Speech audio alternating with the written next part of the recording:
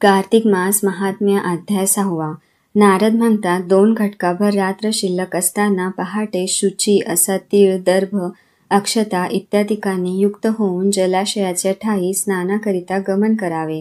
देवखात, नदी व संगम या ठिकाणी स्नान केले असता अनुक्रमे करून उत्तरोत्तर 10 पट पुण्य प्राप्त होते व तीर्थामध्ये स्नान केले असता 20 पट फल प्राप्त होते. नंतर विष्णूंचे स्मरण करून स्नानाचा संकल्प करावा आणि तीर्थादी देवतांना अर्घ्यदान करावे. नमः कमलनाथाभाय या मंत्राने विष्णूला अर्घ्य द्यावे. हे विष्णू, तू वैकुंठ, प्रयाग व बद्रिकाश्रम या 3 ठिकाणी आपले पदस्थान केले आहेत. तेथील संपूर्ण देव, मुनी, वेद व यज्ञ यांसह तुझ्या प्रीतीकरिता मी कार्तिक मासी प्रातस्नान करीते. हे दामोदरा, लक्ष्मीसह वर्तमान तू प्रसन्न हो. हे देवा, तुझे ध्यान व तुला नमस्कार करून या जलाशयामध्ये मी स्नान करायला तयार झाले आहे. तरी तुझ्या प्रसादाने माझे पाप नष्ट होवोत. विधियुक्त कार्तिक स्नान करणारा असा व्रती मी अर्घ्य देते. तो राधा दामोदरा ग्रहण कर. कार्तिकात नित्य नैमित्तिक कर्मे केली असता सर्व पातके जातात. तर दैत्यनाशका विष्णू, माझा अर्घ्य ग्रहण कर. असे 2 अर्घ्य देऊन भागीरथी, विष्णू, शिव व सूर्य यांचे स्मरण करून नाभी इतक्या पाण्यात प्रवेश करून यथाविध स्नान करावे. गृहस्थ आश्रमांनी तीळ व आवळकांडीचा कल्क अंगाला लावून स्नान करावे. विधवा व यती यांनी तुलसी मुलाची माती अंगाला लावून स्नान करावे. सप्तमी, अमावस्या, नवमी, द्वितीया, दशमी, एकादशी, द्वादशी व त्रयोदशी या दिवशी तीळ व आवळे अंगाला लावू नयेत. प्रथम 3 बुड्यांनी मलस्नान करावे.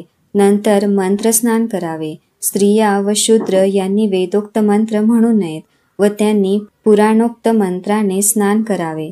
स्नान मंत्र: जो भक्तिभाव परमेश्वर देवकार्याकरिता 3 रूपांनी झाला, तो सर्व पाप नाश करणारा विष्णू कृपेने मला पवित्र करो. सर्व देव विष्णूंच्या आज्ञेने कार्तिक व्रत करणाऱ्यांचे रक्षण करीतात. ते सर्व इंद्रादी देव मला पवित्र करोत. समक, सबीज, सरहस्य, वेदमंत्र, देव, काश्यपादी ऋषी मला पवित्र करोत. गंगादी सर्व नद्या, पुष्करादी सर्व तीर्थे, सिंधू आदी नद्या, सप्तसागरासह सर्व जलाशये मला पवित्र करोत. आदिती इत्यादी पतिव्रता, यक्ष, सिद्ध, पन्नग, औषध व पर्वत हे 3 लोकातले सर्व मला पवित्र करोत. व्रती याने या मंत्रांनी स्नान करून हातात पवित्रक धारण करून देव, ऋषी, मानव आणि पितर यांचे यथाविध तर्पण करावे. कार्तिक मासी जितके तीळ पितृतर्पणकाळी असतात, तितकी वर्षापर्यंत स्वर्गामध्ये पितर वास करीतात.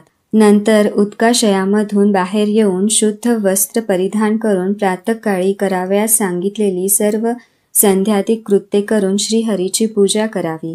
नंतर तीर्थादी देवांचे स्मरण करून पुन्हा भक्तियुक्त अंतःकरणाने गंध, पुष्प, अक्षतांनी युक्त असे अर्घ्य द्यावे. व्रतींना या मंत्राने विष्णूला समर्पण करावे. नंतर वेदामध्ये पारंगत अशा ब्राह्मणांची भक्तीने गंध, पुष्प, तांबूल इत्यादिकांनी पूजा करून वारंवार नमस्कार करावा. ब्राह्मणांच्या उजव्या पायाचे ठिकाणी सर्व तीर्थे वास करीतात. सर्व वेद मुखांच्या ठायी वास करीतात आणि सर्वांगात देव वास करीतात. म्हणून ब्राह्मणांची पूजा केली असता या सर्वांचे पूजन केल्याप्रमाणे होते.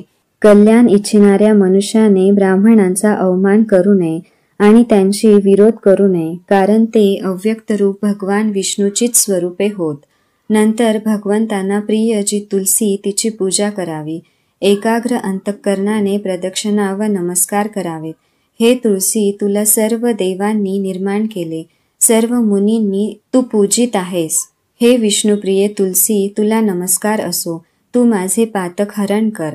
नंतर पुराणातील विष्णुकथा स्वस्थ अंतःकरणाने श्रवण कराव्यात. पुन्हा त्या ब्राह्मणांची भक्तीने पूजा करावी.